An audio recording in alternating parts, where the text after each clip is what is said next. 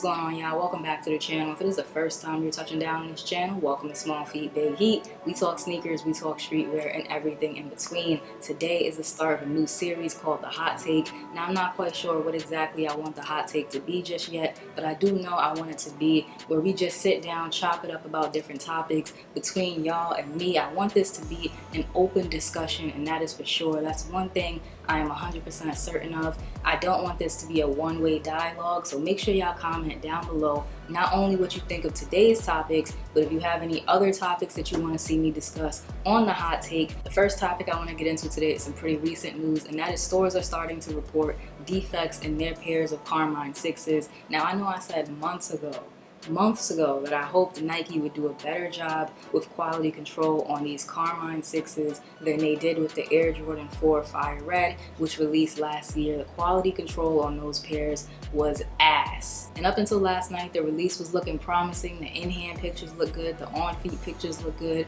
the early reviews was looking good. However, last night, this picture started to circulate, and as you can see, that red is starting to bleed into the midsole. And now I really just have one big question, and I've been asking this question on the channel for a while. Who is quality checking these shoes? Are they blind? Because you can't tell me that this just started to happen, that it just started to turn red and the color started to bleed overnight. Was I hoping for Nike and Jordan Brand to do better this time around? Yes. Am I surprised? No. We as consumers can continue to kick up a fuss about these things and, the quality control, the sizing, all of those things that sneakerheads gripe about, accessibility, all of the things that we consistently complain about, but it does not matter. It just falls flat if we continue to buy these shoes, because as long as Nike is cutting the check, cutting our checks, taking our payments, they don't care. And they've proved time and time again that they just don't care. I am interested in seeing what happens next. Do these pairs go to the outlets? Let me know down below in the comment section. Is the bleeding into the midsole even a big deal for you? Like, do you even care? Is it something that you think that you can clean up? Do you mind paying full price for a shoe that technically is defective? Or do you just want the Carmines that bad that you would still purchase it? Because I know there are some people out there who don't have a pair of OG Carmines or a pair of retro Carmines, and they were really looking forward to this pair. So let me know down below in the comment section. On a lighter note, depending on how you feel about the brand, Bape is actually having a pretty big release this Saturday, February 6th, as of the time that I'm filming this video. So as of right now, the release is February 6th, and you'll be able to get it on bape.com as well as us.bape.com.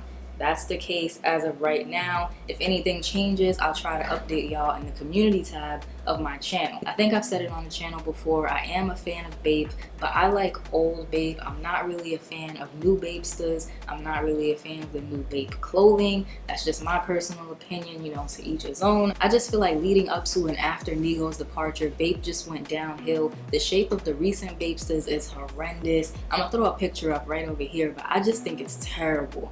I don't like it at all, and that's my opinion. If you like them, keep doing you, but that's my hot take. Now, that being said, I kind of like this 2021 update. It's like a hybrid of the old Bape and the new Bape, and there's just enough old Bape in there to get me excited about it. I want to see these in hand. I can't tell you right now that I would keep them, but I definitely want to see it in hand for myself. The Bapes is not the only model releasing on Saturday. There's two high tops as well, the 93 high and the Blockster, neither of which I'm really excited about, but one of them uses the same colorways as the Kanye Bape. That one's not bad. There's also the Courtster and the Skatester, which look like Nike Dunks. Can we all just kind of agree that they look like Nike Dunks? And in my opinion, they all play off of popular previous Dunk colorways and previous Bape colorways, so there's really nothing new in that aspect. But I will say the curry looking Skatester looks dope, and so does the white and gray Courtster. Moving on to our last topic of episode 1 is the Trophy Room Air Jordan 1 and Marcus Jordan. Marcus Jordan, the man of the hour for all of the wrong reasons.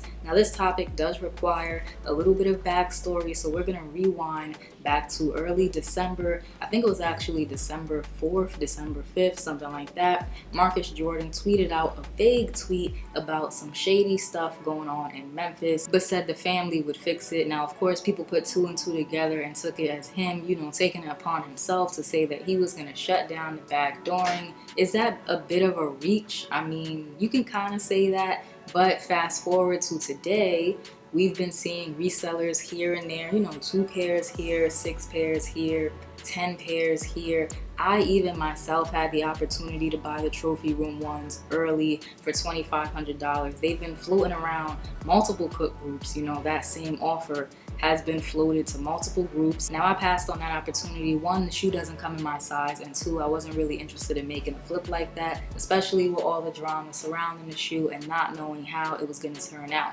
But nonetheless, obviously some resellers and cook groups did not pass on that offer, and they got their pairs, especially this dude right here with his some odd 200 pairs. It looks like, in my opinion, if I had to give a prediction, this release will probably get canceled. There's no backtracking because the pairs are numbered.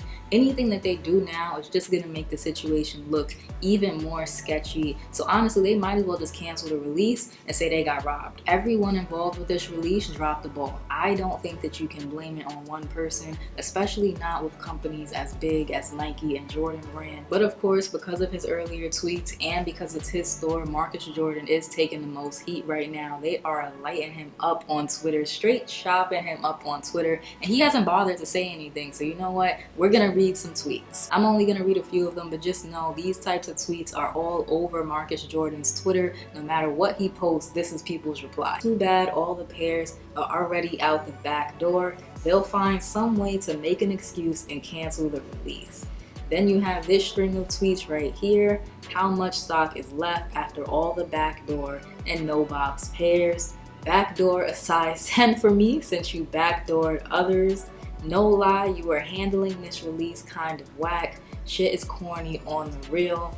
And the last one, straight out the back door for Marcus Jordan, a fucking donkey. Like I said, people are really laying into him, and honestly, I don't think that he would be getting all this slander on Twitter had he not made that tweet earlier in December. I think people would have chopped it up to, you know what, this is another limited release that I can't get my hands on. It is what it is. But because he put himself out there like that, of course they're gonna light him up. And this last one right here, this one was just sad. Would pass out if I landed a pair, preparing outfits for the toe just in case. You can stop preparing those outfits. It ain't gonna happen. Nobody's getting these unless you pay resale. And look, Marcus Jordan could be a really nice dude for all I know, but the situation could have been handled better. There's also some rumblings about blue laces. Here's my thoughts on the blue laces. 1, no one is getting these shoes. Unless you had a pair backdoored to you or you're willing to pay resale, you're probably not getting a pair. So why do you care what laces do or do not come with the shoe? Number 2, this is a Chicago colorway Jordan 1. No one cared about those blue laces until a couple of pairs started showing up without them. People kicked up a fuss. Now all of a sudden it's, whoa, the blue laces mystery. No one cared before. Be sure to let me know your thoughts down below in the comment section. I think we can have a lot of fun with this series. And as always, like, comment, subscribe if you enjoyed today's video. Show a small YouTuber some love, and I'll check y'all out in the next one.